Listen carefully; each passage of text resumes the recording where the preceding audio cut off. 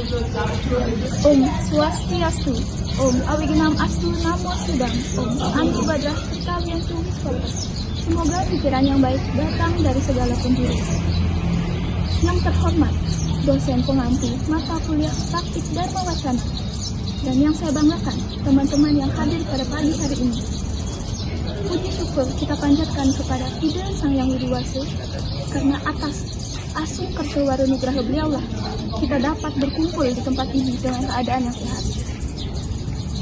Pada kesempatan yang baik kali ini, saya akan membawakan Dharma Wacana tentang yang berjudul Catur Marga sebagai jalan manusia mencapai moksa.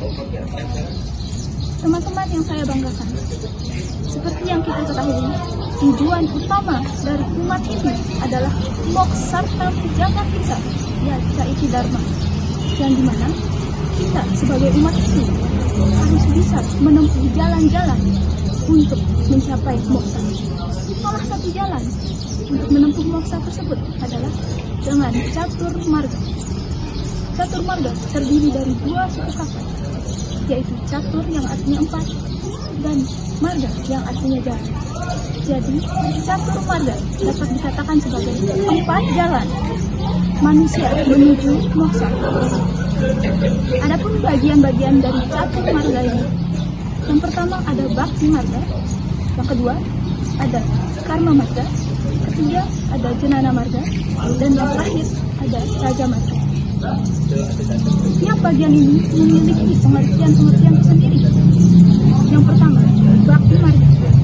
Bakti marga merupakan cara atau jalan kita dalam menempuh atau menuju moksa dengan cara mendekatkan diri kita kepada Ide Sang Yang Widi Wase, dengan cara memusatkan pikiran kita terhadap Ide Sang Yang Widi Wase. Lalu yang kedua, ada karma marga.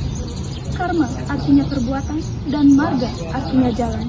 Jadi, karma marga adalah jalan atau cara menuju moksa dengan cara perbuatan yang baik, dengan cara kita berbuat yang baik dengan mulia, dengan tulus ikhlas tanpa adanya rasa ingin mendapatkan hasil. Karena sudah diterangkan dalam Bhagavad Gita bab 2 sloka 47 yang menyatakan, tugasmu kini hanyalah berbuat, jangan semata-mata ingin mendapatkan hasil. Langsung yang ketiga adalah jenana marga. Jenana artinya pengetahuan, marga artinya jalan. Jadi jenana marga adalah cara atau jalan kita menuju moksa dengan cara ilmu pengetahuan, di mana ilmu pengetahuan ini tentu saja kita dapatkan atau berasal dari kitab suci kita, yaitu Weda, baik itu pengetahuan dalam bentuk kerohanian maupun keduniawian. Dan yang terakhir ada Raja Marga. Raja Marga adalah cara atau jalan kita untuk mencapai moksa dengan cara tapa, berata, yoga maupun samadhi.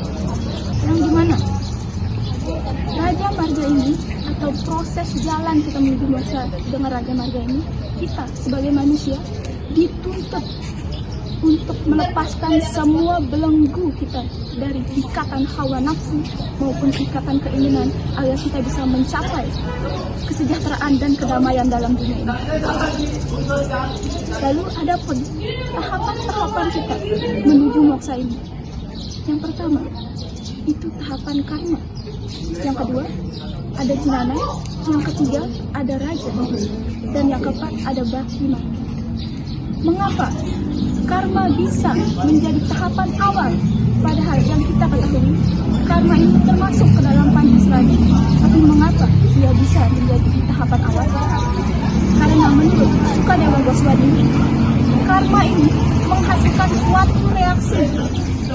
Dan bukan hanya menurut Sukadewa Goswami saja, Srila Prabhupada juga mengatakan bahwa karma ini mencakup semua kegiatan badan, kegiatan pikiran, dan kata-kata, semata-mata hanya untuk meningkatkan kualitas kehidupan agar bisa terlahir lebih baik dari sebelumnya menurut aturan Weda. Lalu selanjutnya ada jenana marga. Mengapa jenana marga bisa di atasnya karma? dengan ilmu pengetahuan kita dapat melepaskan atau membebaskan diri kita dari dunia.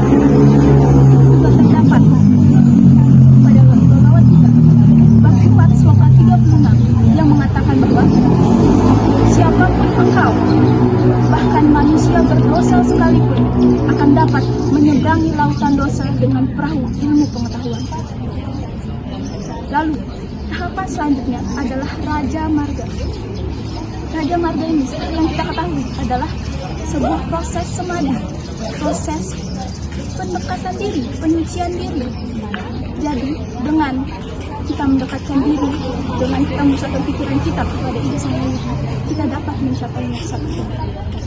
Terdapat juga dalam Bhagavad Gita bab 6 sloka 4 yang mengatakan bahwa bila seseorang sudah terlepas dari objek-objek atau indria-indria dan melepaskan semua belenggu keinginannya, maka ia dapat dikatakan sudah mencapai yoga.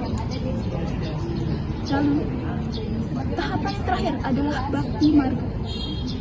Kenapa Bhakti Marga bisa menjadi tahapan akhir dan bisa dikatakan paling penting? Karena Bhakti Marga adalah proses kita mendekatkan diri kita kepada Ida Sang Hyang Widi Wasa, di mana proses ini kita lakukan dengan ketulus hati kita. Dengan sikap tulus hati ini, maka semua doa kita pasti akan dikabulkan. Ini juga terdapat pada Bhagavad Gita bab 12 sloka 2. Sri Begawan bersabda, siapapun engkau yang memusatkan pikirannya padaku dan menyembahku dengan bersungguh-sungguh dan memiliki kesadaran yang sempurna, maka dialah yang aku anggap paling sempurna dalam yoga. Dan dalam Dharma Wacana kali ini dapat disimpulkan bahwa kita sebagai manusia, sebagai umat Hindu, harus senantiasa dapat ajaran-ajaran agama. Salah satunya adalah Catur Marga, yang dimana Catur Marga ini mengarahkan kita kepada suatu jalan yang dimana kita akan mencapai tujuan utama kita, yaitu moksha. Catur Marga ini juga dapat dilakukan dalam kehidupan sehari-hari. Misalnya, Bhakti Marga, kita dapat sembahyang setiap hari. Lalu ada Karma Marga, kita berbuat baik setiap hari dengan tulus ikhlas tanpa rasa pamrih kita. Dan yang ketiga ada Jnana Marga, kita bisa belajar setiap hari, menggali ilmu pengetahuan lebih dalam lagi tentang Weda seperti itu sudah. Dan yang keempat ada Raja Yoga, yang dimana kita sebagai mahasiswa di IHN di Kuda Mataram juga sudah mempraktikkan yoga dalam arti itu juga termasuk dalam Raja Marga. Baik, mungkin sekian Dharma Wacana yang dapat saya sampaikan pada hari ini. Kurang lebihnya saya mohon maaf bila ada salah kata dan perbuatan, saya mohon maaf. Saya akhiri dengan paramosan. Om Santi Santi Santi.